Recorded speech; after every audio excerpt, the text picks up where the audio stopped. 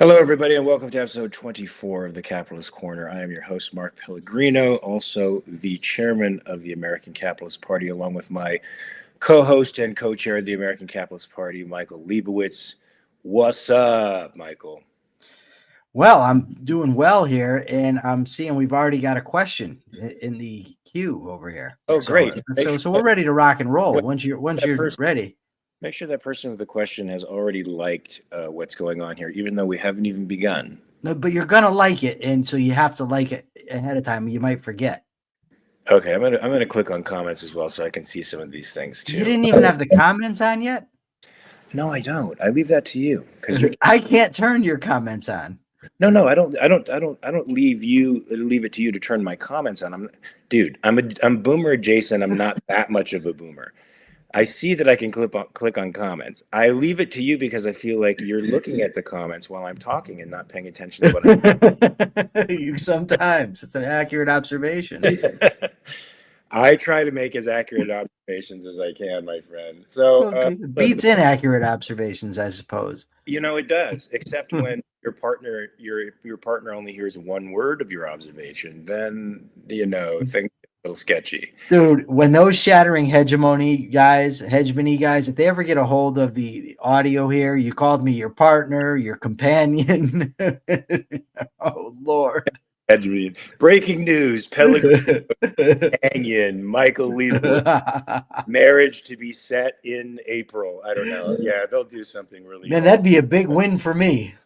Oh, it could. Yeah, yeah, but they don't really have much readership. It's Oswald Din and it's Jackson Hinkle that are writing these things, no doubt, or somebody adjacent to them. So, and they've got a readership of about 5, but they make themselves seem like they're an international organization.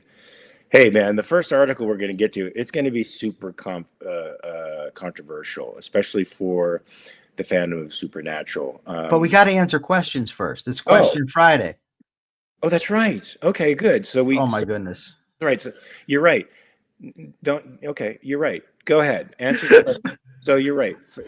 It's Q&A Friday, so I guess the stories take a backseat to the Q&A. So you're right. Thank you for that. So Robert Nasser says, if there was one political, philosophical idea you could spread to the majority of Americans, what would it be? I would like for people to rethink ethics. I think it's vital that people, first of all, get rid of the idea that ethics is some kind of a mystical discipline. Also, get rid of the idea that ethics is something that's out there. And embrace a real egoism that has to do with living in the real world and acting in one's own interest. That would be the idea that I would like to really take hold, because I firmly believe if that idea takes hold, everything else changes. Well, I agree with you. I think politics is downstream from ethics. So changing the ethical perspective is going to change the way people see social organizations, right? So people do need to understand that ethics isn't some abstract thing that exists out there in the world that has no real relationship to your practical life. They're actually guides. An ethical system is a guide for proper living. So it is directly applicable to your life. And we've discovered through reading Objectivism that rational egoism is the proper guide for a human life. But embracing rational egoism means you embrace a social system as well, an approach to other people as well. And this is why we've embraced capitalism, because capitalism embraces rational egoism, human sovereignty, human volition and reason.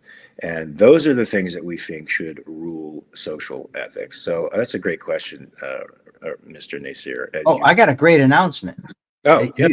I think you're going to love this. So next week I am interviewing, and the episode will probably be up next week, if not the following, but I'm interviewing Philip Magnus, the economist. I've had him on my show a couple times, but he's also a scholar of Marxism, and I'm going to have him on to discuss Marxism. Nice. I thought you would love that. I'm going to have to tune in. Yeah, you better. Yes. I was thinking about live streaming it, but I don't know. I normally don't like to live stream the Rational Egoist, but I might Just Nope. maybe we get some commies to tune in and take a beating. It'd be great. I think the commies should tune in. I think we should announce it. I will use my social media platform. Of course, they're now all muting me, and they're calling me the R word, which I will not repeat. And they're trying to gaslight me and marginalize me. Rodney? They've been calling you Rodney? Yeah, that's it. They've been calling me Rodney, and they've been marginalizing me because I started beating up their Midwestern head of the American Capitalist Party, because I think I basically 1-2 punched him, and then he just sort of tapped out. And this is their guy. This is their like all-American wrestler. I mean, they're proud of him because he's this physical specimen, and he just finished all 3 volumes of Das Kapital, so he's feeling on top of the world. But all he spits out is jargon, undigested concept after undigested concept. And I have a feeling old Noah got to him. Our friend Noah got to him and said, "Look, man, don't engage with this guy. Just don't engage with this guy." And look, I made a promise to my friend in Brazil that I'm not going to engage in a nasty way with people anymore. So, and I have a bet going, so I have to actually do it because I want to win the bet. My pride is on the line. Well, So I hope so. I'm actually talking ideas with these people, and I'm assuming that after talking ideas for a month and not hurling the C word at anybody as much as they deserve it, and I'm not talking about communists, that's going to become a habit. And then from here on in, it's just going to be civil discourse, even with the most deranged people on the planet. Okay, I'm going to do that. All right. So they're supposed to be asking questions, but instead they're just having like a kind of a conversation amongst each other. So tell us about the article, and then if I see a question, I'll interrupt you and we'll get the question. Okay. I want to remind the audience to click like, and yes. After you click like, I want you to pay attention to us, not each other. This isn't the time this isn't like coffee class. This is not tea time for everybody. This is the time where you have to listen to us and then ask us questions, because it's Q&A Friday. So the first article is going to be very controversial, not for us capitalists, but there's certain aspects to this movement, the trans movement, that I think are complicated and need to be sort of dealt with on a personal level. But the Health and Human Services recommends therapy for minors with gender dysphoria. Okay, so we know that the Trump administration is against DEI. They're taking action against DEI, and we know that part of that DEI is the trans movement, which is it's a political and ideological movement, as well as a medical psychological issue. It's become politicized. And so the Health and Human Services is getting involved in this, and many other countries have gotten involved in this as well. And they are recommending therapy. In a sense, they're interfering with doctor, patient, and parent choices and making choices for them. Now, whether or not I agree with whether a 6-year-old or 8-year-old child should be put on hormone blockers, I don't agree with that. I don't think that is what should be happening with kids. And I think the parents that make those decisions are making very bad ones. I still think that the children are the wards of their parents, and the parents are responsible for them in every way. And they also are responsible for their medical treatment, not the government. Now we're reaching strange ground here, because it's possible that given the statistical analysis with respect to the success of these transitions, that they're not successful in the way that some of the medical polarized. Well, I don't know. Well, this article claims in some respects there is some success, but the DHS in England has actually de-operated some of this stuff because they've discovered them to be more harmful. Yeah. And certainly once you start transitioning, you're starting permanent changes within the person's body that are irreversible. That's debatable too. This is debatable too. So we're debating an area right now that we have no expertise in. No, but that's why, and this is where it's important. The other day I sent you an article, but we never got to it, and it had to do with, I forgot, maybe it was Colorado. I think it was. And what they did is pass a law where parents can lose custody battles if they don't cater to the trans agenda, if they don't acknowledge the pronouns that their children want to go by. I'm very opposed to that law, because I think that parents should be the ones making these decisions with their therapists, their doctors, whatever, not me, not the Colorado government. And they argued, in the anti-case, the against the Colorado law, is that parents should be able to make these decisions. I find it interesting, though, when it's flipped around, those same people don't want the parents to be able to make the decisions in regards to transitioning. Now, I am certainly not an expert on the subject. I've read a few articles on it, just to sort of get a grip of what it's going on, what's happening. There was a study in England that found that it's very inconclusive evidence about whether this stuff helps, hurts, whatever. I've also seen studies that have said that it is helpful, and I've seen things that said that the puberty blockers actually don't cause irreversible damage. Again, I don't know. I just know that these things are being debated. What I do know is that parents know their kids better than I do. Parents have access to their medical records, their doctors. The doctors have access to the medical records. And I just firmly believe that most things are for parents to decide. Now, there's a difference if you're talking about puberty blockers and all-out surgeries. And people will go to the extreme and say, well, it's child abuse if you're practicing surgeries on these kids.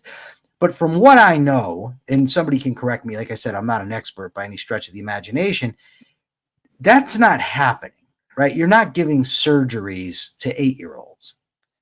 So the government getting involved in this and saying, well, they should go to therapy, as if therapy is some kind of a silver bullet and not just completely inundated with its own problems and controversies, right? Parents, doctors, these are the people that should be making these decisions in relation to kids, not Trump, not the Colorado legislature, and certainly not us. Yeah, that's my take. I think, no, it's not just your take. I think this would be the Capitalist Party take. The Capitalist Party take is that the relationship between the parent and the child is it's legally binding. That you can't interfere with that, provided the parent is not neglecting or harming the child. That is the only place, which is the initiation of force, frankly, that the state can step in to protect the child. And relationships between patients and doctors are also confidential and between them. Now, I don't agree that state funds should be used to fund any form of the transition. I don't think that people who disagree fundamentally with this whole concept should be tapped and their resources tapped, their values taken from them to support procedures that they find fundamentally morally disagreeable, in the same way that we shouldn't be tapping their funds to pay for abortions, or any other procedure that they find morally abhorrent. Now, given that fact, I mean, this whole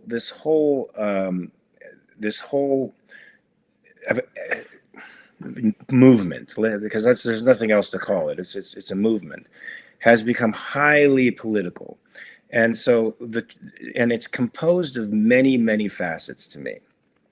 And now this is apart from the Capitalist Party, because the Capitalist Party wants people to be free and do what you want, do what you can, provided you're not hurting anybody else. It's your business. But this movement is fraught with politicized science, and as a result, there's aspects of truth and aspects of political leveraging and aspects of creating a whole new class of people with a whole class of rights and privileges and claims that other people don't necessarily have. It's also giving some people who feel marginalized psychologically or have other psychological issues a space to feel accepted. Now, suddenly, if they claim that they're this, even though they may have borderline personality disorder, they may be depressed, they may have some kind of antisocial, they may be on the spectrum, but to self-diagnose as this, or to get a doctor to diagnose you as trans, suddenly puts you in a group that has moral stature now, just for the fact that you've made this announcement. Now, that is a tremendous incentive to push people in that direction. And so I feel like the overwhelming spike in the number of people who claim to be trans is not so much, we have a new awareness and acceptance of this new thing, because I think real trans people, and I know quite a few, are quite rare, and they themselves say that this is a very rare phenomenon for whom transitioning is actual therapy for. The rest, I think, are jumping on a bandwagon. They're jumping on a bandwagon and misdiagnosing themselves, not taking the proper medication that they need to take to actually start to feel better, nor are they working through a real phenomenon, which is gender dysphoria, and working through it to find, what the real solution is. And that, unfortunately, I think, is hindering science in a lot of ways. Whenever politics gets involved in science, folks, we're not going to get honest science anymore. And that's what's clouding the issue so much now. And it's perfectly fine to be on the fence about the political aspects of this, and to also say, I think trans people exist. I think, I think they should be allowed to live and let live and have sex with whom they feel, any other consenting adult they feel they should, marry if they choose. All of this stuff is within, the volition of every free person. But you can still have doubts over the political movement itself, folks, and you can still question the viability of the political movement itself and still respect the rights of individuals. Do you agree with me, Michael? I'm with you. Right on. Do we have any more questions, or should we move on to this? We've got to go to the next. James Valiant is here. Fixing a pathological condition is one thing, but how do we distinguish this from the physical abuse of children? Well, I would say this. If we know clearly that it's physical abuse, for instance, if a parent is punching the kid in the face, we know that's abuse. But in the case of the parents are observing the children, a doctor has diagnosed the child, a therapist has seen the child. It's still a tough question. I agree, but I just don't see how your average politician or your average voter is in a better position to assess these kids than are his parents and doctors. And indeed, there are cases like Munchausen syndrome by proxy, where where a parent could claim that their child is in need of transition, simply for the attention it gets within the community and the moral stature it gives them, and that is a possibility. But this is the aspect of liberty that becomes imperative that you manage with rationality, because right there's a risk either way. Right. If you allow the government to start going in and determining that parents are wrongly transing their kids, for instance, I do not want Marjorie Taylor Greene having a say in these things. Right. Correct. It's as simple as that. And I think there's far more risk having the government police these things than there are in parents wrongly transing their kids.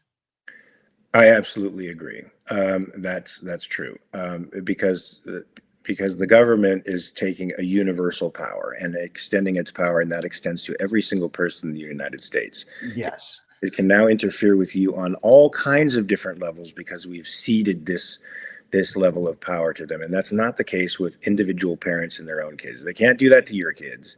They can't force themselves on you. They can't impose their values on you, except through government fiat. Yeah. And let's not ignore the elephant in the room, in that a lot of the opposition to this stuff is religious based. And there's that too. So yeah, somebody up in the comments said something like, there's also people who have problems with sex, and I agree with you. Many of these folks are religious. They have problems with this kind of expression of sexuality, and so they're opposed to it for reasons that I can't put my rational finger on, and neither can they. Robert Nacier has a question, though. Although government has no proper role to play in cultural trends, good or bad, is there a role in determining whether medical fraud has occurred? I think so, yes. As well as child neglect and abuse, I say yes. I say yes to all of those. I do say yes, with a caveat. What's the caveat? The caveat is just that I don't know how to exactly phrase it, but there needs to be some sort of the standard has to be high, right? Because whenever you have people that don't understand an issue looking at an issue, the potential for them to find problems that aren't there are high. So, for instance, if somebody goes to the doctor and the doctor says that the person needs X amount of procedures, right? And and somebody suspects that he's overdoing this in order to overbill the patient. I think that if it can be proven that that he's screwing or scamming the patient, then yes, that's a problem. But it's not an easy thing to assess. Oh my God, this guy's overdoing it, because he might have legitimate concerns. And so I just think there needs to be a high bar, I guess is what I'm saying. Yeah, and also it's one of the reasons many doctors get you to sign waivers and say, if we do something wrong, it's going to go to arbitration. You're essentially waiving your rights and saying, yes, in order to get treatment, I will go into arbitration. But I do think the government has a legitimate place in determining these things, and I do agree with you as well, because these things can be abused, and because the assessment of damages can be a little bit murky. The standard has to be high for sure. Nicole Hingle has a question. Well, hold on. We're going to get to that, but Greg Lewis, because it's part of this conversation, so I just don't want to jump to hers and then back to this. Greg Lewis says, can you elaborate on a high versus an objective standard? I'm assuming that we're talking about an objective standard, Greg, but you can have a low standard that's also objective, as long as it's known by everybody and you say, okay, this is what we're going to measure it by. Maybe I'm misstating that a little bit. I'm not sure, but just a high bar is ultimately what I mean. That it has to be objective, sure, but it also has to be, you have to really make your case. For instance, in criminal law, you have to prove things beyond a reasonable doubt. I would say that's an objective standard. In civil law, it's a preponderance of the evidence. I think that's also an objective standard. But I think in the case that we're talking about, I would want it closer to the beyond the reasonable doubt than it would be to the preponderance of the evidence. Yeah, I'm not sure whether I agree with you with respect to the standard level there, that's debatable. But I do agree. I do think beyond reasonable doubt and preponderance are two objective standards that are different. One's a much higher level for a reason, because of the effect that the charges will have on the accused's life, and that are criminal charges. And usually the preponderance of evidence is in a civil case. But I think our esteemed prosecutor friend will be able to tell us whether or not we're right about that. Okay, now get back to Nicole. So Nicole says meritocracy versus DEI. So here's the thing. I personally think DEI is a terrible standard to go by. I don't think you should measure people by diversity, equity, inclusion. You shouldn't measure people's moral worth by the color of their skin, the culture that they come from, any of that, the politics that they practice. You should measure their worth to you as a person hiring them by how well they are able to achieve the task you put in front of them. That's essentially their goal, is how good are they at the job that you have open. I personally prefer meritocracy. Now, I think a capitalist party position would be that whatever standard a business chooses to use is its own, and because they are going to fail or succeed based on that standard. And I actually think the market would prove DEI to be an inadequate standard of value. And over time, they would have to transition to a meritocracy. Because I don't think anybody would want to go to a brain surgeon who is picked by the hospital because he filled the right number of boxes on a DEI form. They would want to get brain surgery from the best surgeon that was there, and I don't think they would care what his race or cultural background was or what his religious beliefs were. All they would care about is that he was super good at what he did. So for the Capitalist Party position is wide open on that. Standards are individual, and they are dependent upon the context of the people who are doing the hiring. And you, as a free, fully sovereign human being, can choose to patronize the business that practices DEI or patronize the business that practices meritocracy. You're free to choose. Everybody is free to choose. Do you have a difference of opinion, Mike? No, I think it's. I just, with the way that the question is phrased, does she mean, like, if I'm a boss, I'm hiring based on merit, not DEI. I think that it's the smart thing to do is to hire based on merit. Now, if you're asking me, does the government have a role in enforcing this? No, I don't think so. I think that private people should be able to hire based on the standards that they want to hire by. And if they're competitive, they're competitive. And if they're not, they're not. So we have a question here, Mark. It says, some people like to produce, take pride in those. Now they have to compete with the lowest world wages, which leads them instead to take an office job. What's your view? My view is that there's people out there that would argue that therefore we should block trade with those countries to allow these people to compete. I would say no. What you do is you get rid of the regulations within America that make it difficult for people like this to compete. Now, if you got rid of the regulations, their wages might go down because they don't have an artificial floor there, and then they may choose not to do it anyway. Nobody has a right to be remunerated a given amount based on the job that they want to do. But the policy position on that would be to remove the barriers, remove the regulations in this country that make it difficult for such people to compete, to get jobs, that sort of thing. Yeah, we would remove certification requirements, all those barriers that actually skilled people have the capacity to do the job, but they don't have the capital to produce the money to pay for the certificate.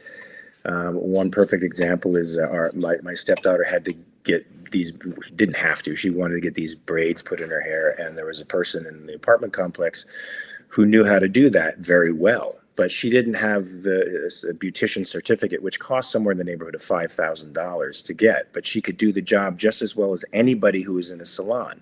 But she was prevented from going out and making a living because she didn't pay the right bureaucrats. Now, that certainly is something that would have to go in a capitalist system. You know, the requirements that you see doctors raises the cost of your medical bills, when a nurse practitioner might be able to do the same thing very well. While I was in Pittsburgh, I saw a nurse practitioner for a precancer growth on my face. The nurse practitioner took care of me very well, and it was a lot less expensive than seeing the dermatologist. And these are viable options that people could choose from that lower the cost of medical care. Of course, in our world, medical care insurance would be free to compete across state lines. Medical insurance would be a competitive field, so that would drive down the costs of medical insurance. And also medical insurance, you'd have to look at medical insurance in the same way you look at car insurance. You don't pick up your car insurance every time you have to replace a windshield wiper or get an oil change. Car insurance is for the catastrophic accident, and that's when it covers for you, and that's probably what it should cover for most people, though an open market would mean all kinds of different varieties of insurance would be out there that would be available to you. And I'm sure a lot of people on the margins, income wise, would probably prefer a catastrophic insurance policy where they pay very low premiums, but in the end, if they should happen to get in a terrible medical incident, it will completely bankrupt them. And there are other people who would have other policies. That's what a free market would look like in that case. But she's also talking about competition from outside, since people in China can make clothes more cheaply, she's sort of thrown out of business. She can't make clothes because she can't do it as cheaply as they can in China. And so she has to take an office job. Well, I mean, that's unfortunate. But if she can find ways to compete, she would have to find creative ways of competing with those people who have economies of scale and can do it on a much cheaper level. Now, that would have to make her very, very creative. And if she's super good at what she does, there's lots of outlets for her to be able to eventually make a brand for herself. I mean, I see ads all the time of these little startup companies. They're probably Chinese finance because they're TikTok ads, but they talk about how they grew their company from literally nothing to a garage company to hundreds of people now working for them from TikTok. And there are ways in which you can generate markets now for your work if you're good, that weren't available to people 25 years ago. So I would say take advantage of that. And in a free market economy, you would have those tools at your behest so that maybe you could give up your office job and actually do the thing that you love to do. So those tools are available in a free market world. So we have another question. And by the way, well said, sir.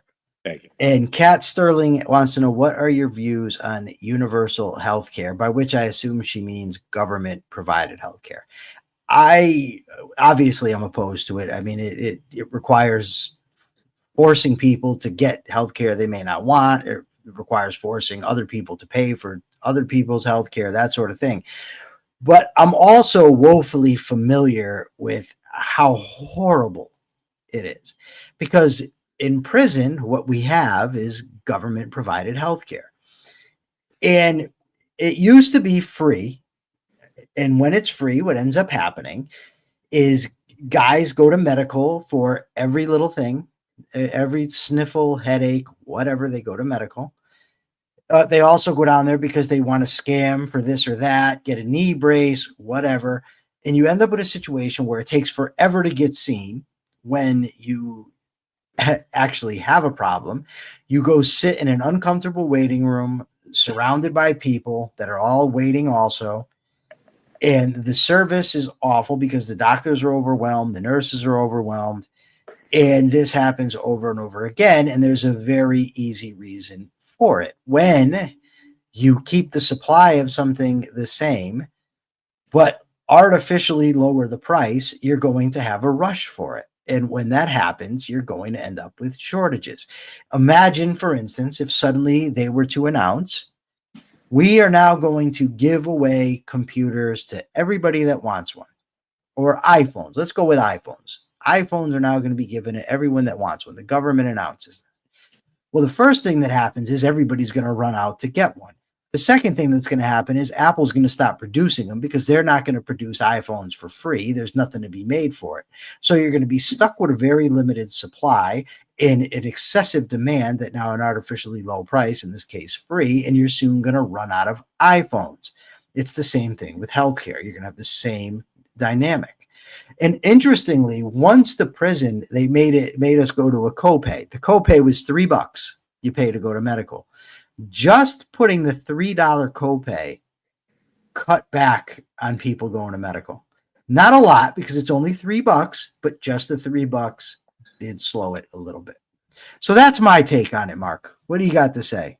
Yeah, and I think that's the Capitalist Party's take on it. State provided, quote unquote, in other words, redistributed wealth into and capital into the healthcare business is not a capitalist ideal. It is something we do not support at all. It violates the rights of everyone involved, to be honest with you. It violates the rights of the doctors. It violates the rights of the taxpayers. It violates the rights of even young people who maybe don't want to pay for medical care because they're assuming I'm 22 years old. I'm really not going to come up against any health issues, so I'm going to take the risk, and some do. Whether or not that's a rational decision is debatable, but there are some folks who just say, this is what I'm going to do. Or there are wealthier people who pay out of pocket. I think also we have to start changing our mindset with respect to what medical care is. Medical care is a service. It's a service like anything else in the world. And it's not, what is it not, Mark? A right. It is not a right. You have no claim to other people's service. Claims to other people's service is called slavery. That's what the 13th Amendment outlawed in the United States of America, involuntary servitude. So you cannot make a claim on a doctor's service to you. You cannot make a claim on anybody's service to you, which makes the entire welfare scheme fall apart on a moral level. Now, if we were able to understand that you have to pay for goods and services, and we were able to set free the insurance market from the restraints that the government keeps them in now, so that it's basically cartelized and monopolized by government fiat, and you were able to pick and choose from insurance companies, and the medical market it wasn't subject to third-party pay, which is the deep pockets of whatever corporation you happen to be working for, but was now directly responsible to the customer, to you, to the client.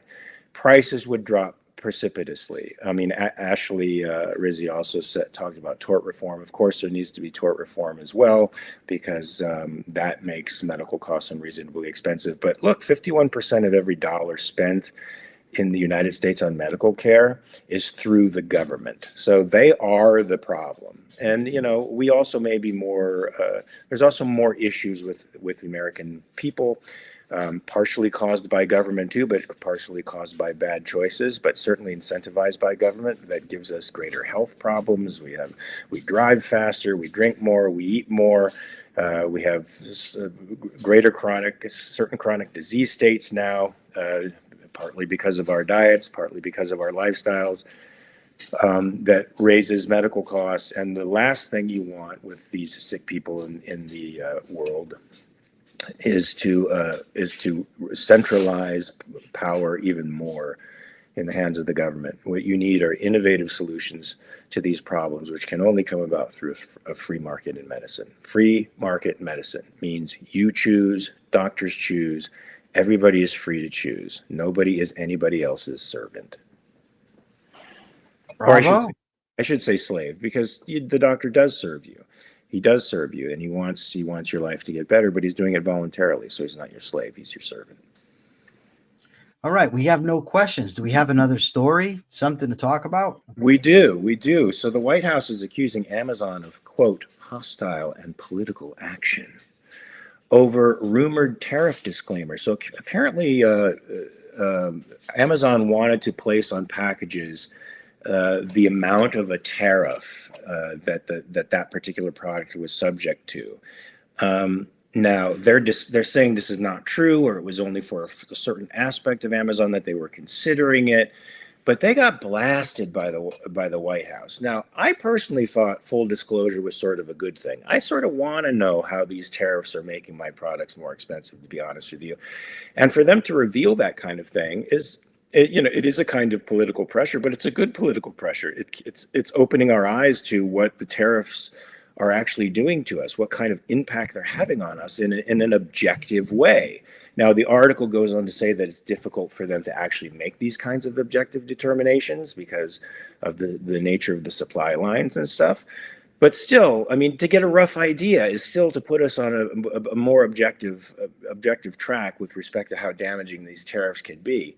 But what I'm gonna look up the chilling quote here in a minute, so you can take over. But there's a very chilling quote that's coming out of the Trump administration with respect to what Amazon was allegedly going to do. And as I look this up, Michael, you can say, yeah, they weren't. Well, it turns out they weren't even going to do it. But there's a couple things. The one thing is that I thought that the foreign countries paid the tariffs. So what is Trump worried about? What's happening here? If they're Jane, your question came through. We'll get to it in a minute. Yes. What happened, Donald? Why is this something that's going to be revealed? Why are you afraid to have it revealed? Why do you think Amazon owes you something in terms of protecting you? But this goes to the idea. It's very popular now that to oppose Trump is to be the enemy of America in their minds. Rand Paul is now being called the enemy and a traitor and all kinds of horrible things. Ooh, time for him to come to the American Capitalist Party. That would be freaking awesome. You know, I've been called a Marxist, a commie. I put it out there. I said, I'd be willing to bet good money that the people that call me a communist are far closer to being Marxist or communist than what I am. This woman comes on and she said, no, this is how you think, you're progressive, blah, blah, blah. And I said, why don't we do this? We'll debate on a stream and we'll see who's closer. She said, I'm a libertarian. I couldn't be further from being a communist. Yeah, and I have no interest in debating communists. But that's what they think. If you oppose Trump, you're a communist, you're the enemy, you're no good, you're committing some sort of a crime. So you have it. Oh, you have the quote? Did you find it? I do. It's from the esteemed Caroline Leavitt. I got to tell you, she is a killer. Caroline Leavitt is a killer. I mean, I'm a little frightened of her when I see her on the podium. And when you hear this quote, my friend, you're laughing now, but I don't think you will be laughing in the same way when you hear this quote. Caroline Leavitt accused the company of hostile political action and partnering with a Chinese propaganda arm. Okay, Yes. now this is the kind of political rhetoric that is dangerous as Very. hell. Now the left engages in it all the time. Now the right is taking a page out of their playbook and doing the very same thing. This kind of political hyperbole is it's what gets people hurt. It's what creates a violent and incendiary atmosphere. And it's what's causing the tribes to be at each other's throats. Now, Caroline Leavitt, she is the press secretary for the White House. She's the president's spokesperson. Now, I know she's basically representing somebody who's irrational in his own right, but this kind of language should not be in a press meeting at all, and you should not be accusing companies of colluding with the Chinese government and pushing Chinese propaganda willy-nilly without any kind of proof. I mean, this is an administration that is increasingly doing this kind of thing, so that it's at the point where even Michael and I could be considered enemies of the state because we criticize the state. Now, this is what makes our representative republic amazing and unique in the world. Was it Facebook Facebook and Twitter deplatformed Trump, right? Yeah. So, and everybody complained about it because quote unquote free speech, and I cheered it.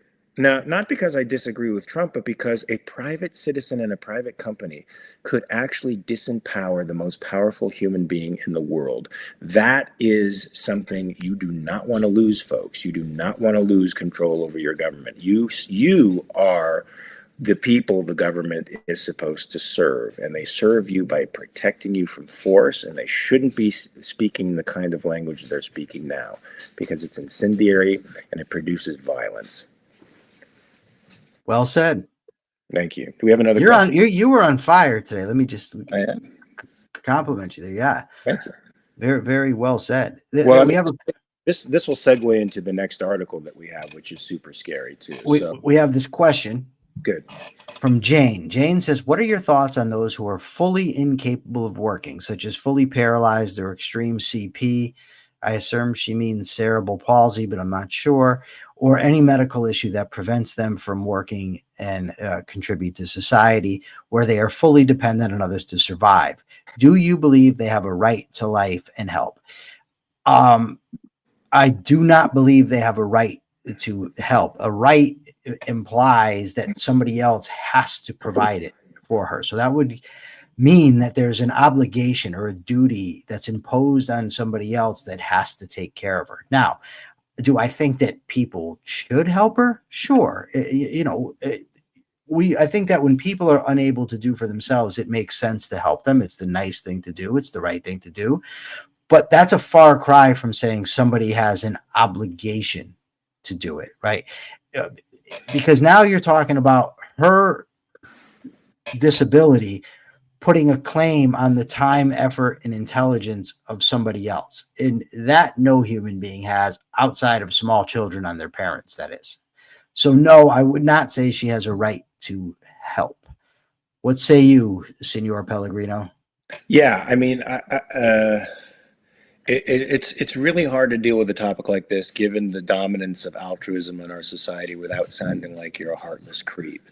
But it is a fact that we believe that there is no such thing as a moral duty. In other words, something you are bound to do irrespective of your own context in life. So we don't think you as a human being are supposed to sacrifice your values for other people. We think you are supposed to embrace your values. And if you have the capacity to help someone else, and it is within your interest, meaning that's a value you hold, it doesn't mean that you have to profit from it. It just means it's a value you hold. Then by all means, live according to your values and help that person. In a free world, there would be an abundance of free capital for that kind of stuff. There would be an abundance of organizations to help people.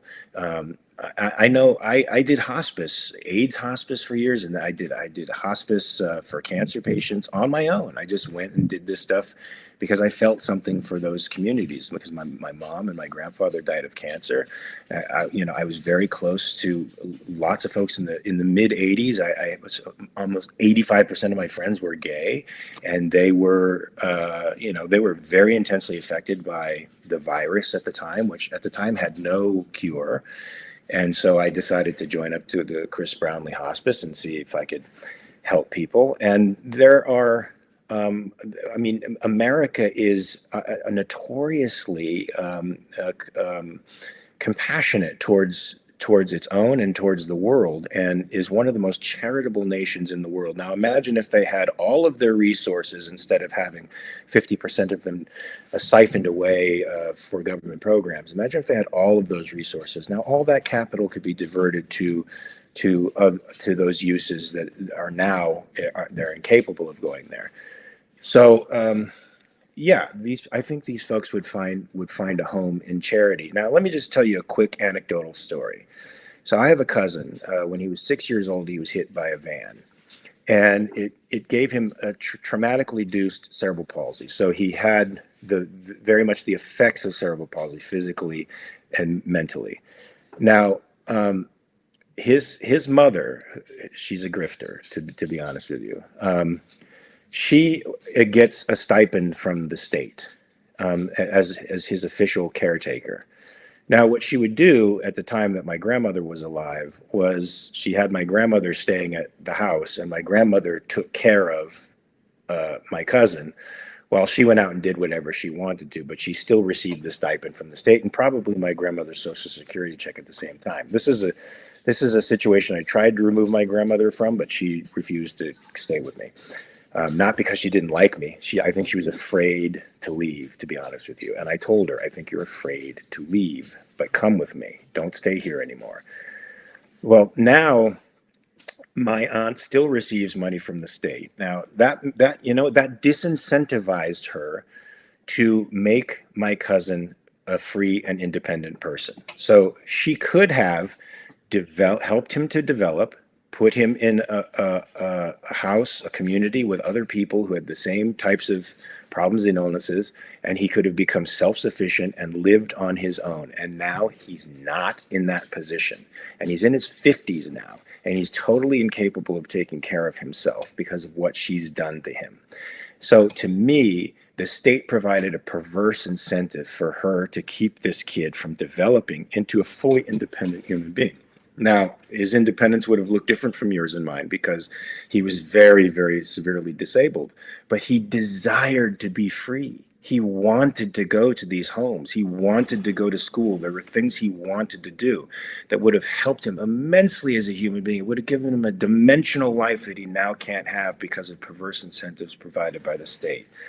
That's one of the problems with these kinds of state actions, is that they provide the perverse incentives they provide can be taken advantage of by sick people like my aunt, whom I will never talk to again.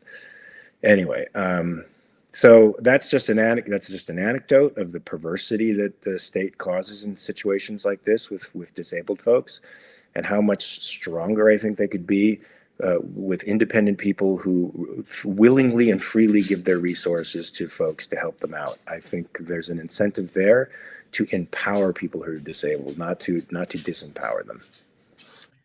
Jane, you are very welcome for our answer and our time, and thank you for asking. So we have another article here that sort of freaked me out, dude. It was by Tao Fortang, and it was in the Tradition of Liberty, Fusion. Is that the name of the publication, Fusion? I don't know. The organization is the American Institute for Economic Research, and when you go there, they have various categories that you can look into: the daily economy, fighting collectivism, various things, and one of them is fusion, and that's where I found that article. Now, there's a reason I found this article particularly distressing to me. Now, it's about the guy who firebombed Josh Shapiro's house, the governor of Pennsylvania. He had a Seder dinner over at his house sometime during the evening while he and his family were asleep. Some maniac threw a Molotov cocktail through the window. The family was able to get out alive. There was substantial property damage. They caught the guy, who was mentally ill and had a long record of physical violence. He was out on bail at the time. And of mental illness as well. And yet he was out on the streets. And of course, his reasoning for doing this was that Mr. Shapiro supports genocide and baby killing. And the article stresses the hyperbolic language that's out there surrounding particularly this issue, but really all political issues now. I mean, we see the White House press secretary engaging in hyperbole. We see Trump engaging in hyperbole.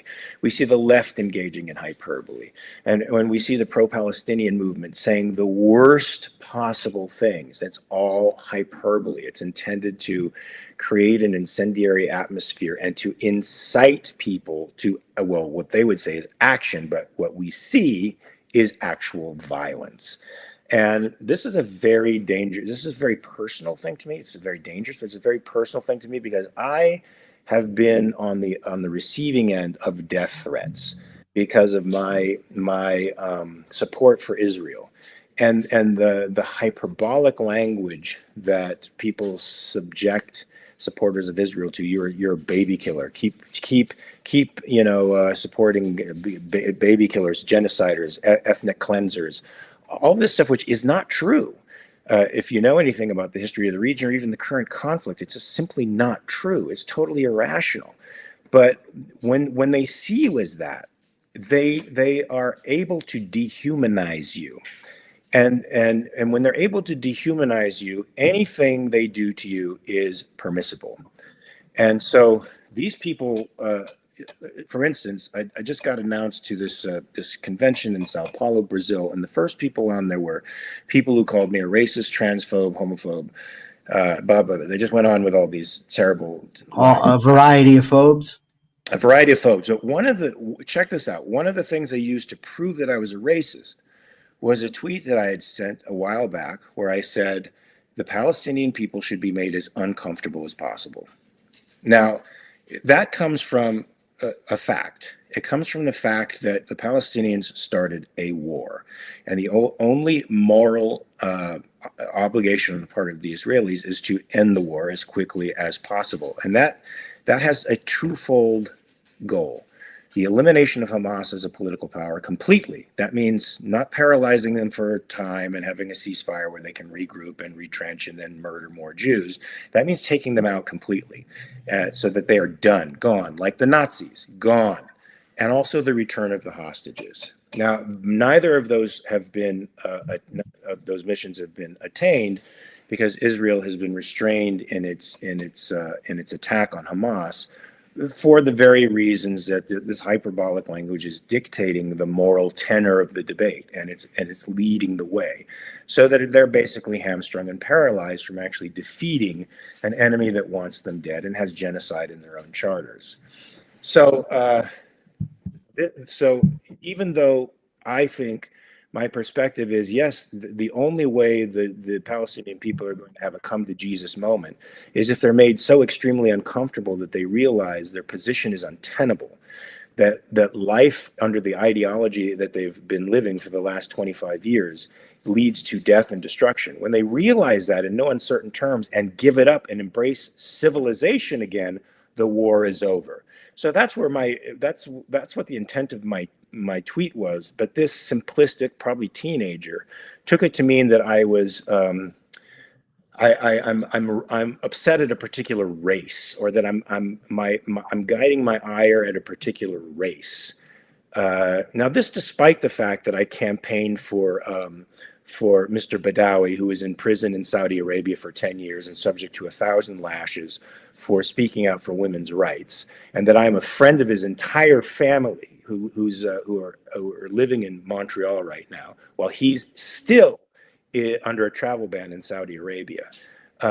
This despite the fact that, I am friends with Gad Saad. Oh, he's a Lebanese Jew. So he is a Jew So that could be a problem. But he is of the same genetic background as the people of Palestine. And my ire is supposedly directed at a race, not at a political ideology, not at a toxic society that murders people and holds murder as a value. And so when you have this kind of hyperbole, you get people that are going to react to it. And I fully expect at some point, somebody's going to take all of these lies about me and attempt to do something to me in the real world. And it would be just in a sense if it was all true, but it's all lies. And poor Josh Shapiro for supporting Israel, as he should, because they are the decent power in this struggle, was on the receiving end of 2.5 years or so of the worst smears and hyperbole that I have seen in a long, long time. What do you think about this atmosphere that we're in now? And then it talks about the inability of anybody to really do anything about people who are chronic criminals and have chronic mental illness, and their families are concerned, but they can't get the authorities to do anything about them. Now, I'm also in that situation with a friend who had a mental breakdown during COVID. He's completely schizophrenic. He's been 5150 4 or 5 times. They let him out 72 hours later. They cannot force him to take medication. His family can't forcefully institutionalize him. He's literally out of his mind. He gets more deluded every day. He's now in the streets, but he sends us posts, screaming posts. He thinks we're all part of this conspiracy called BioNTech that lives in his brain, and that we're all sort of conspiring against him and trying to get him to play mind games on other people. And he will not listen to any of us to get treatment. He's been in jail multiple times, and it's only a matter of time before this guy snaps and actually does something about his rage. And that's why most of us have, after 2.5 years of trying to reason with him, take him to hospitals, have pulled back, because we are all powerless, including his family. And what do you say about this, Michael? I think that the charge, as Greg Lewis says here, he asked the question. I think incitement to violence normally does need to be subordinated to freedom of speech. I think that there's a difference. If I specifically tell you, Mark Pellegrino, to go harm somebody, or if I'm in a position of authority and I tell somebody to go harm somebody, or if I pay somebody to go harm somebody, it's one thing. But once you start getting into the business of judging and policing dangerous rhetoric, you're really up against it as far as freedom of speech. Yes, the things people say are dangerous sometimes, and yes, perhaps they should not say them, and there are things that, in fact, people should not be saying. But once you then again allow the government to start judging that, it's a very slippery slope, and freedom entails risk. It does, but I would rather be free and have risk than have the government policing my speech and be safe.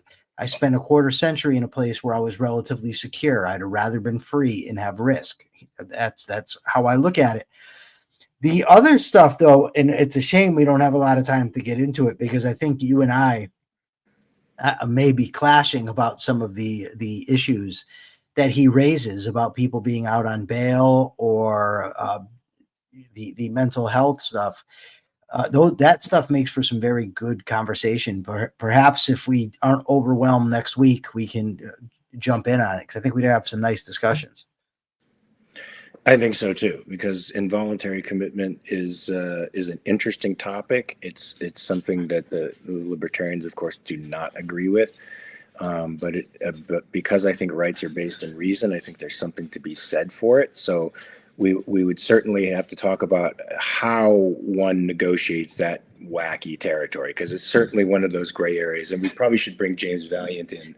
I am Team Saz on this one, and I think, Mark, you may be surprised to see James's views on this.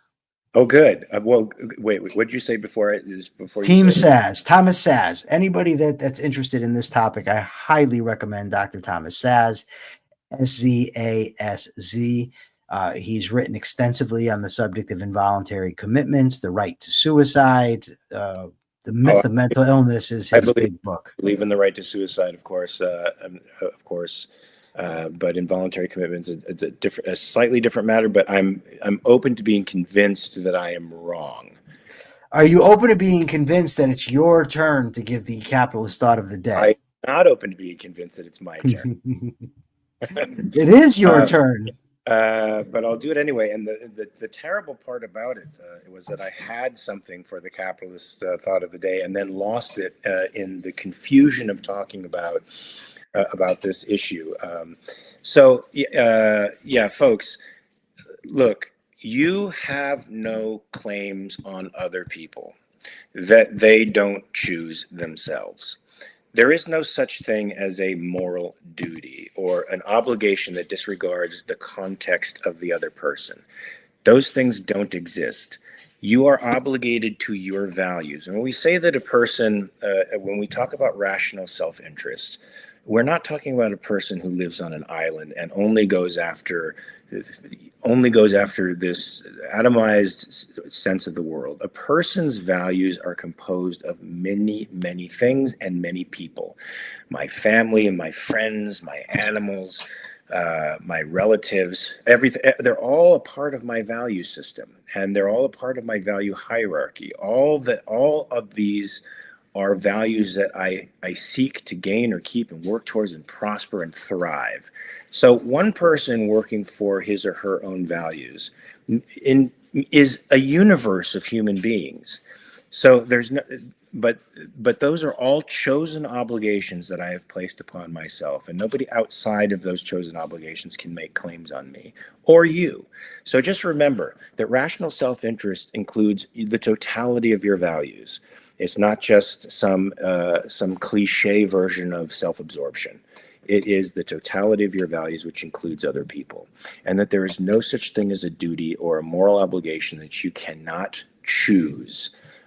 You have to choose all obligations in your life, and the capitalist society would leave you free to choose all obligations in your life. And that's my nice. All right. Well, give them the information you got to give them. I got to give you information, folks. So you're going to see us here Monday, same bat time, same bat place, 9 a.m. Pacific, 12 p.m. Eastern time. Tune in. Make sure to hit the like button. Hit it a lot. Don't hit. If you hit it a lot, it goes back to dislike. But everybody should hit it at least once. Don't just hit it once. Just hit it once. That was a boomer adjacent comment. It was an accident. Hit it though. Hit that like button. And get your friends to hit it too, even if they've never seen the show, because the algorithms like that. And then we'll see you here Monday. We're going to talk about other stuff in social media. Make sure you watch The Rational Egoist with Michael Liebowitz. It'll make you smarter. And make sure you watch this show, because I think it's going to make you smarter too. It's going to make you healthier, because you're going to understand that rational egoism is a good thing and capitalism is just about freedom, my friends. And so between now and Monday, please remember to always check your premises, and we will see you then. Bye-bye. Have a great weekend.